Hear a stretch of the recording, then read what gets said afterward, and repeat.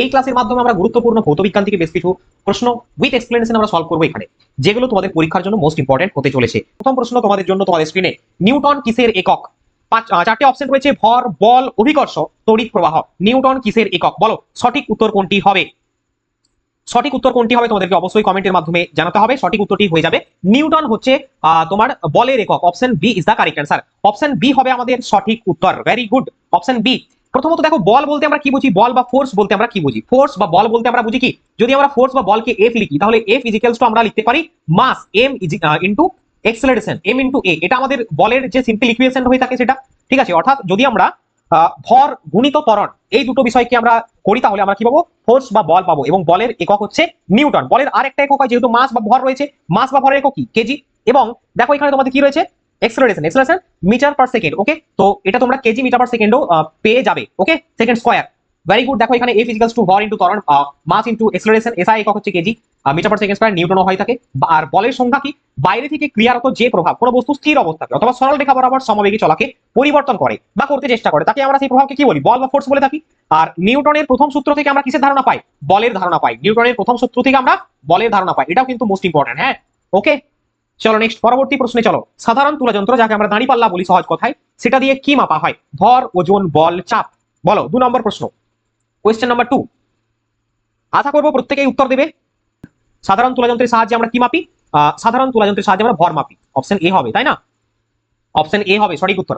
দেখো, সাধারণ তুলাযন্ত্র বা দাঁড়িপাল্লা দিয়ে ভর মাপা হয়। আর একটি সাধারণ তুলাযন্ত্র বা দাঁড়িপাল্লা কোন শ্রেণীর লিভার? তোমরা লিভার চ্যাপ্টারও পড়েছো আশা করবো, তো কোন শ্রেণীর লিভার এটাও পরীক্ষাতে আসে। সাধারণ তুলাযন্ত্র বা দাঁড়িপাল্লা হচ্ছে প্রথম শ্রেণীর লিভার। প্রথম শ্রেণীর লিভারের উদাহরণ, এটাও পরীক্ষাতে আসতে পারে, অবশ্যই প্রত্যেকে দেখে রাখবে। নেক্সট চলো পরবর্তী প্রশ্ন। ছোট ছোট শিশির বিন্দু সর্বদাই গোলাকার ধারণ করে, এর কারণ কি? স্থিতিস্থাপকতা, পৃষ্ঠটান, সান্দ্রতা, ঘনত্ব। খুব ইম্পর্টেন্ট প্রশ্ন, একদম ভেরি ভেরি ইম্পর্টেন্ট কোয়েশ্চেন। ওকে, এবং তোমাদের এখানে পৃষ্ঠটান, যে পৃষ্ঠটান রয়েছে সেই চ্যাপ্টারটা পড়তে হবে। কারণ ছোট ছোট শিশির বিন্দু সর্বদাই গোলাকার ধারণ করে কি? এটা হচ্ছে পৃষ্ঠটানের জন্য হয়ে থাকে। তোমরা দেখবে কচু পাতায় জল পড়লে সেটা গোলাকার ধারণ করে। বৃষ্টি হলে, মাটির মধ্যে বুদবুদ সৃষ্টি হলে বাবল সৃষ্টি হয়, সেইখানে দেখবে গোলাকার বাবল সৃষ্টি হচ্ছে, সেটাও কিন্তু সারফেস টেনশন। তো বিভিন্ন ধরনের সারফেস টেনশনের এরকম এক্সাম্পল তোমরা পেয়ে যাবে। Okay, so option B is the correct answer. Next চলো পরবর্তী প্রশ্ন। অক্সিজেন, হাইড্রোজেন এবং সালফারের আণবিক গুরুত্ব যদি যথাক্রমে 32, 2 এবং 32 হয়, তবে সালফিউরিক অ্যাসিডের আণবিক গুরুত্ব কত? যথাক্রমে বলেছে, অর্থাৎ অক্সিজেনের আণবিক গুরুত্ব কত? অক্সিজেনের এখানে 32 দিয়েছে, হাইড্রোজেনের 2 এবং সালফারের দিয়েছে 32। তাহলে আমাকে সালফিউরিক অ্যাসিড চেয়েছে। ডিয়ার স্টুডেন্ট, সালফিউরিক অ্যাসিডের কেমিক্যাল ফর্মুলা কত? কি? H2SO4, H2SO4, তাই না? তো এখানে H2 বলেছে, হাইড্রোজেন আমরা 2 অলরেডি পেয়ে গেছি, তো হাইড্রোজেন 2, ঠিক আছে, লিখবে এখানে প্লাস দিয়ে দাও। সালফারের আণবিক গুরুত্ব কত? সালফারের আণবিক গুরুত্ব 32, 32। দেখো অক্সিজেন মানে কি? অক্সিজেনকে আমরা O2 দিয়ে ডিনোট করি। O2 বা অক্সিজেনের হচ্ছে আণবিক গুরুত্ব কত? 32। এখানে আমরা O4 বলেছি, অর্থাৎ ডাবল হয়ে যাবে, অর্থাৎ 64 হয়ে যাবে। তাহলে যখন এগুলোকে ইকুয়াল করবে তুমি 37 ও 90, 4 2 6 দিয়ে 8, অর্থাৎ 98। তাহলে H2SO4 বা সালফিউরিক অ্যাসিডের আণবিক গুরুত্ব কত? 98। অপশন বি হবে আমাদের সঠিক উত্তর। বলো কারা বুঝতে পেরেছো কি পারোনি? 4 নম্বর প্রশ্ন, কোশ্চেন নাম্বার 4, সঠিক উত্তরটি হয়ে যাবে option B. Option B is the correct answer. Okay, next পরবর্তী প্রশ্ন, কোশ্চেন নাম্বার 5। নিচের সারণীতে প্রথম স্তম্ভে দেওয়া বস্তুগুলির সঙ্গে দ্বিতীয় স্তম্ভে দেওয়া শ্রেণীর নামগুলির সঠিক সামঞ্জস্য নির্ণয় করো। বলো সঠিক উত্তর কোনটি হবে? যদি আমরা বস্তু এবং শ্রেণী দেখি, দেখো নুন জল, ঠিক আছে, নুন জল এটা কি? নুন জল একটা দ্রবণ। অপশন সি হবে। Option C is the correct answer. Option C, নুন জল দ্রবণ। ধোঁয়া কি? ধোঁয়া হচ্ছে কলয়েড, ধোঁয়া কলয়েড। মাখন ইমালশন, অপশন বি হবে তিনটা। আর মাটি হচ্ছে মিশ্রণ, অর্থাৎ 4 নম্বর অপশন এ হয়ে গেল। দেখো 1C 2D, 1C 2D, এখানে রয়েছে 3B, 3 বি, 3 হচ্ছে বি ইমালশন, এবং 4A মিশ্রণ মাটি। সো অপশন এ হবে আমাদের সঠিক উত্তর, ঠিক আছে। 5 নম্বরের সঠিক উত্তর অপশন এ। Very good. চলো নেক্সট পরবর্তী প্রশ্ন। অম্ল বৃষ্টিতে যে অ্যাসিড সব থেকে বেশি থাকে তা হলো কোনটি? Nitric acid, hydrochloric acid, sulphuric acid, citric acid. অম্ল বৃষ্টি বা অ্যাসিড বৃষ্টি বা অম্ল বৃষ্টি হচ্ছে যেটা তোমার হচ্ছে হলে আমাদের শরীরের উপর যদি পড়ে সেক্ষেত্রে আমাদের ত্বকে ক্যান্সার সৃষ্টি হতে পারে, বা বিভিন্ন স্টোন যেরকম মার্বেল, বা তোমরা দেখবে এক্সাম্পলটা থাকে যে তাজমহলের গায়ে সাদা যে ছোপ ছোপ দাগ, তার কারণ কি? সেটাও কিন্তু অ্যাসিড বৃষ্টির কারণে হয়ে থাকে। তো অ্যাসিড বৃষ্টিতে সব থেকে বেশি পরিমাণে থাকে সালফিউরিক অ্যাসিড। অপশন সি হবে আমাদের সঠিক উত্তর। দেখো জলের সাথে বিক্রিয়া করে কি করে? H2SO4 এবং HNO3 উৎপন্ন করে। H2SO4 এবং HNO3 উৎপন্ন করে, নাইট্রিক অ্যাসিড এবং সালফিউরিক অ্যাসিড উৎপন্ন করে। এবং অ্যাসিড বৃষ্টিপাত কি? যেখানে বৃষ্টিপাতের মধ্যে পিএইচ এর লেভেল, ঠিক আছে, পিএইচ এর লেভেল কত থাকে? 5.6 এর নিচে থাকে, অর্থাৎ acidic in nature. So option C হলো আমাদের সঠিক উত্তর। পিএইচ এর মানটাও কিন্তু দেখে রাখবে। নেক্সট পরবর্তী প্রশ্নে যাওয়ার আগে ছোট্ট একটা আপডেট। এই মুহূর্তে এক্সাম বাংলা পাবলিকেশনের তরফ থেকে সব থেকে সেরা এএনএম এবং জিএনএম অ্যাডভান্স মক ফাইটার মানে প্র্যাকটিস সেট যদি চাইছো তাহলে বলবো এই প্র্যাকটিস সেটই, যেখানে তোমাদের সব থেকে বাছাই করা কোয়েশ্চেন সেট করা হয়েছে, প্রত্যেকটি সেটের মধ্যে যে ম্যাথ এবং রিজনিং রয়েছে তার সলিউশন প্রোভাইড করা রয়েছে, সঙ্গে তোমরা PYQ অর্থাৎ প্রিভিয়াস ইয়ার কোয়েশ্চেন সলিউশন এখানে পেয়ে যাবে। তো যারা এখনো পর্যন্ত নাওনি তাদেরকে বলবো এই ক্লাসের ডেসক্রিপশন বক্সে লিংক দেওয়া আছে, বাই নাও অপশনে ক্লিক করলে আমাদের অফিসিয়াল ওয়েবসাইট exambangla.com এ চলে যাবে। সেইখানে তুমি দেখবে একটা কুপন কোড অ্যাপ্লাই করার জায়গা পাবে। কুপন কোড কি স্যার? কুপন কোডটা দিলে তুমি সবথেকে বেশি ছাড় পাবে বইটির। একটি জলের পাম্প 50 মিনিটে 6 মিটার উচ্চতায় রাখা একটি 500 লিটারের জলের ট্যাঙ্কে জল তুলে ভর্তি করতে পারে। পাম্পটির ক্ষমতা কত? পাম্পটির ক্ষমতা বা পাওয়ার কত আমাকে জানতে চেয়েছে। ডিয়ার স্টুডেন্ট, প্রথমত একটা জিনিস দেখো, 6 মিটার উচ্চতায় রাখা একটি 500 লিটার জলের ট্যাঙ্ক। ফর এক্সাম্পল, যদি গ্রাউন্ড থেকে আমরা দেখি 6 মিটার উচ্চতা, এখানে একটা জলের ট্যাঙ্ক রাখা হয়েছে, যেটাকে কত মিনিটে ভরছে? 50 মিনিটে ভরছে। কত? 500 লিটারের জলের ট্যাঙ্কের ভলিউম কত? 500 লিটার। অর্থাৎ কি এখানে ভরছে মানে এখানে পোটেনশিয়াল এনার্জি বা স্থিতিশক্তি সঞ্চয় করাচ্ছে, তাই না? জলটা পরে করে স্থিতিশক্তি সঞ্চয় করাচ্ছে, প্রথম পয়েন্ট। তাহলে আমাকে স্থিতিশক্তি বা পোটেনশিয়াল এনার্জির যে ফর্মুলা রয়েছে সেই ফর্মুলা কাজে লাগাতে হবে। এখানে জির মান আমাকে দিয়ে দিয়েছে রাউন্ডেড ফর্মে 10 মিটার পার সেকেন্ড স্কয়ার। ওকে, 10 মিটার পার সেকেন্ড স্কয়ার অর্থাৎ অভিকর্ষ ত্বরণের মান আমাকে দিয়ে দিয়েছে। তাহলে আমাকে স্থিতিশক্তি যে সূত্রটা রয়েছে সেই সূত্রটা অ্যাপ্লাই করে দিলে হয়ে যাবে। কি অ্যাপ্লাই করতে হবে? প্রথমত ভর অ্যাপ্লাই করতে হবে। ভর কি? এখানে ভর আমাকে দেখো 500 লিটার, ভর দিয়েছে 500 লিটার, তাহলে 500 লিটার ইনটু কি করতে হবে আমাকে? ইনটু করতে হবে আমাকে অভিকর্ষ ত্বরণের মান। এখানে কত দেওয়া রয়েছে? 10 দেওয়া রয়েছে। সঙ্গে আমাকে কত হাইট, এটা হাইট কত? 6 মিটার উচ্চতা, ঠিক আছে, 6 মিটার 6 মিটার 6 মিটার গুণ করে দিতে হবে। ডিভাইডেড বাই কত সময় করছে এটা? এটা হচ্ছে 50 মিনিটে করছে, তাহলে 50 মিনিটকে আমাকে ঘন্টায় আনতে হবে, ঠিক আছে। এখানে আমরা 60 দিয়ে গুণ করে দেবো, 60 দিয়ে গুণ করে দেবো, হ্যাঁ না? 60 মিনিটে 1 ঘন্টা। এরপরে কাটাকাটি করলে আমরা উত্তর পেয়ে যাবো। শূন্য শূন্য কেটে দিলাম, শূন্য শূন্য কেটে দিলাম, এই 6 কেটে দেবো। এরপরে 5 রয়েছে, এখানে 10 রয়েছে, 5 10 এ 50, অর্থাৎ অপশন এ হবে সঠিক উত্তর, 10 ওয়াট। অপশন এ হবে আমাদের সঠিক উত্তর। Option A is the correct answer. 7 নম্বরের অপশন এ। Very good. অনেকে বি বলছো, বাট সঠিক উত্তর অপশন এ হবে। ক্যালকুলেট করে বলবে। দেখো, যে সমস্ত বেসিক তোমাদের ফিজিক্সের ম্যাথগুলো আছে এগুলো কিছুই না, জাস্ট সিম্পল তোমরা সূত্রগুলো ফেলে দিলে কিন্তু উত্তর বেরিয়ে যাবে। ওকে, অপশন এ হবে সঠিক উত্তর। নেক্সট, পরবর্তী প্রশ্ন।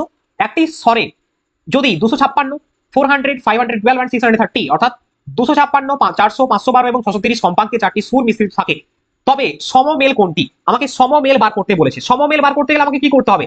তার আগে আমাকে জানতে হবে এখানে আর একটি বিষয়, তোমাকে কনসেপ্ট জানতে হবে। 8 নম্বরে আর একটা কনসেপ্ট কি জানতে হবে আমাকে? যে প্রথমে আমাকে মূল সুরটা বার করতে হবে। মূল সুর কি? এখানে এই যে মানগুলো দেওয়া রয়েছে, স্বরের মানগুলো দেওয়া রয়েছে, সব থেকে কম ভ্যালু কোনটা? সব থেকে কম ভ্যালু হচ্ছে স্যার 256। এই কম ভ্যালুটাকেই মূল সুর বলা হয়, অর্থাৎ 256 এখানে মূল সুর, তাহলে 256, ঠিক আছে। তার সাথে আমাকে এটাকে 2 টাইমস করে দিতে হবে, অর্থাৎ 2 গুণ করতে হবে। তাহলে আমার উত্তরটি হয়ে যাবে 512। কত হবে? 512। এটাই হচ্ছে সমমেল। তাহলে সমমেল বার করার নিয়ম, সূত্র হচ্ছে এটা।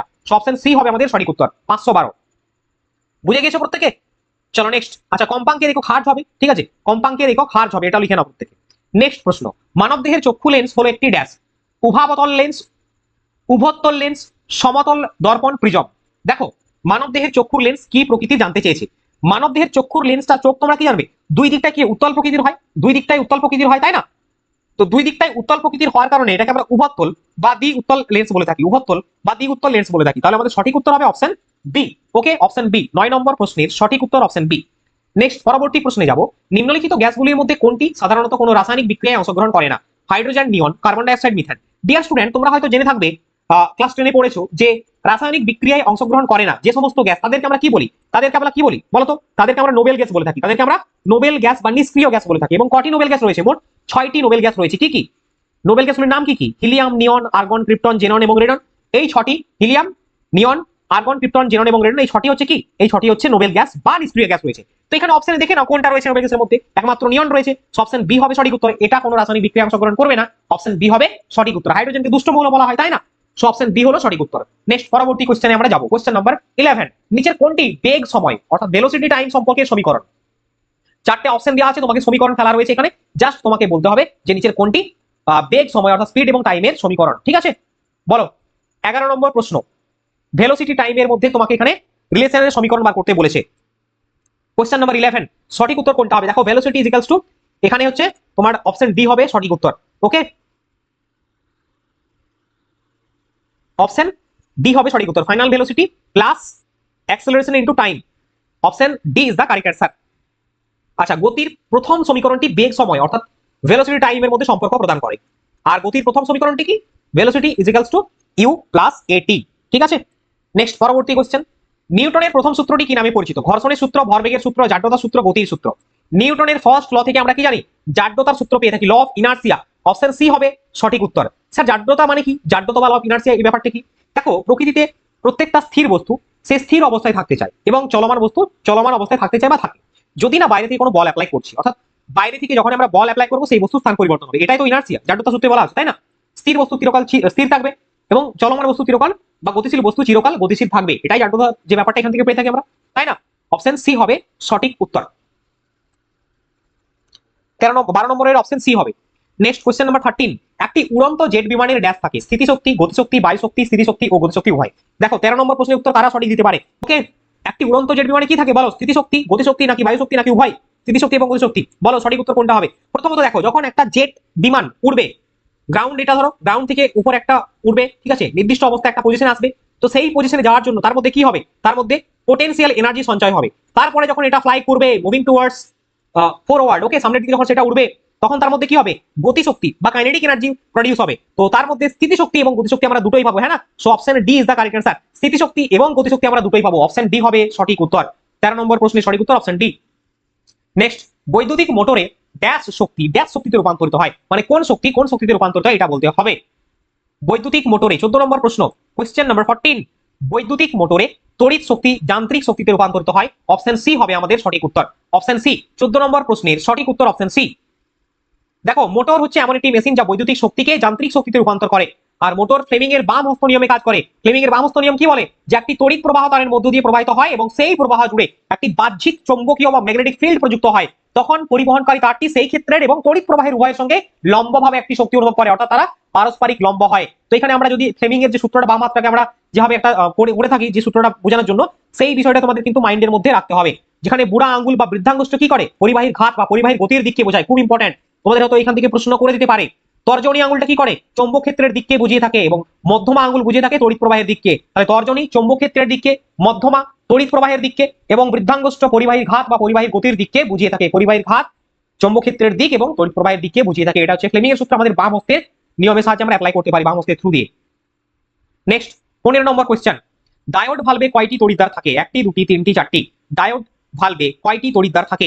দেখো ডিয়ার স্টুডেন্ট, ডায়োড ভালভে ক্যাথোড এবং অ্যানোড দুটি তড়িৎদ্বার থাকে, সো অপশন বি হবে আমাদের সঠিক উত্তর, অপশন বি। দেখো, ডায়োড ভালভে দুটি তড়িৎদ্বার থাকে, একটি হচ্ছে ক্যাথোড আর অপরটি হচ্ছে অ্যানোড। ক্যাথোডকে আমরা ভি নেগেটিভ অর্থাৎ নেগেটিভ বলে থাকি, এবং সেই তড়িৎদ্বার কি করে? ইলেকট্রন নির্গত হয়। আর অ্যানোড হচ্ছে পজিটিভ, যেটা হচ্ছে তড়িৎদ্বারে ইলেকট্রন গ্রহণ করে, হ্যাঁ না? এই বিষয়টা মাথায় রাখবে। সো 15 নম্বর কোশ্চেন নাম্বার 15 সঠিক উত্তর অপশন বি। ওকে, চলো নেক্সট পরবর্তী প্রশ্নে যাই। সমতল আয়নার ফোকাস দৈর্ঘ্য হলো ড্যাশ, অনন্তে বা ইনফিনিটিতে, 0 বা 0, নেতিবাচক বা নেগেটিভ, নাকি এর কোনোটিই নয়? সমতল আয়নার ফোকাস, সমতল আয়নার ফোকাস লেন্থ হচ্ছে ইনফিনিটি, অপশন এ হবে সঠিক উত্তর, অনন্তে, অপশন এ। নেক্সট কোশ্চেন, নিচের কোনটি বিদ্যুতের ভালো পরিবাহী? কাগজ, লোহা, কাঁচ, ইবোনাইট? নিচের কোনটি বিদ্যুতের ভালো পরিবাহী বা কন্ডাক্টর? পরিবাহী মানে এখানে কন্ডাক্টর, আর ইনসুলেটর একটা হয় তোমরা জানবে, তাই না? ইনসুলেটর হয় জানবে, পরিবাহী বা কন্ডাক্টর, আর একটা হয় ইনসুলেটর, তাই না? ইনসুলেটর হয়ে থাকে, বা যেটাকে আমরা কি বলি, অন্তরক বলে থাকি। অনেক সময় এই প্রশ্নটা আসে, দেখবে যে সমস্ত ইলেকট্রিশিয়ান রয়েছেন তারা কাজ করার সময় হাতে রাবারের গ্লাভস পরে থাকেন, কেন? কারণ সেটা একটা গুড কি ইনসুলেটরের কাজ করে, তাই না? অন্তরকের কাজ করে, যাতে আমরা বৈদ্যুতিক শক থেকে রেহাই পাই বা বাঁচতে পারি। এই প্রশ্নটা অনেক সময় পরীক্ষাতে আসে। আচ্ছা, নিচের কোনটি বিদ্যুতের ভালো পরিবাহী বা কন্ডাক্টর? কাগজ, লোহা, কাঁচ, ইবোনাইট? তো ভালো যদি আমরা পরিবাহী দেখি, কন্ডাক্টর দেখি, তাহলে লোহা হবে, option B is the correct answer. কাঠ, কাঁচ, ইবোনাইট এগুলো কিন্তু বিদ্যুতের ভালো কন্ডাক্টর নয়, এবং হচ্ছে ইনসুলেটর, ঠিক আছে, অন্তরক বলা হয়ে থাকে। এবং তোমরা জানবে যে আগেকার দিনে যে বোর্ডগুলো ছিল, সেই বোর্ডগুলো কাঠের তৈরি হয়। কাঠের তৈরি হয় কেন? কারণ সেগুলো গুড ইনসুলেটরের কাজ করে থাকে। So option B is the correct answer. Next, পরবর্তী প্রশ্নে যাব। ড্যাশ ব্যবহার করে বৈদ্যুতিক প্রবাহ পরিমাপ করা হয়? Galvanometer, ammeter, voltmeter, potentiometer? Question number 18, দেখো গ্যালভানোমিটার, গ্যালভানোমিটারের সাহায্যে কি পরিমাপ করি আমরা বলো? তড়িৎ প্রবাহের মান এবং দিক পরিমাপ করা হয়, যেটা হচ্ছে গ্যালভানোমিটারের সাহায্যে। আর অ্যামমিটারের সাহায্যে বৈদ্যুতিক প্রবাহ পরিমাপ করা হয়। সো অপশন বি হবে আমাদের সঠিক উত্তর। দেখো, অ্যামমিটার তড়িৎ প্রবাহ পরিমাপ করে, যাকে আমরা এ দ্বারা ডিনোট করি ওহম। ওহমিটার হচ্ছে রোধ প্রতি পরিমাপ করে। ভোল্টমিটার ভোল্টেজ প্রতি পরিমাপ করে। আর এনার্জি মিটার শক্তি, কেডব্লিউএইচ, কিলো ওয়ার্ক আওয়ার, ঠিক আছে? সো অপশন বি হলো সঠিক উত্তর। নেক্সট প্রশ্ন, নিচের কোনটি পরিবেশ দূষণের কারণ? জৈব বস্তুপুঞ্জ, সৌরশক্তি, কয়লা, বাতাস? নন রিনিউয়েবল সোর্স, যেটা হচ্ছে কয়লা, এটাই হচ্ছে পরিবেশে পলিউশন বা দূষণের কারণ, অপশন সি হবে সঠিক উত্তর। ওকে, 19 নম্বর প্রশ্নের সঠিক উত্তর অপশন সি। কি ডিয়ার স্টুডেন্ট, ক্লাস ভালো লাগছে তো? একটু কমেন্টের মাধ্যমে জানাও দেখি।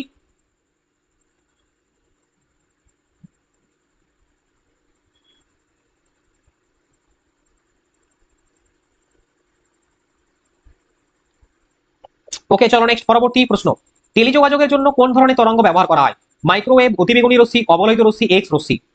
বলো সঠিক উত্তর কোনটি হবে? কোশ্চেন নাম্বার 20, সঠিক উত্তরটা হবে microwave, option A is the correct answer. টেলিযোগাযোগের জন্য আমরা মাইক্রোওয়েভ ব্যবহার করে থাকি।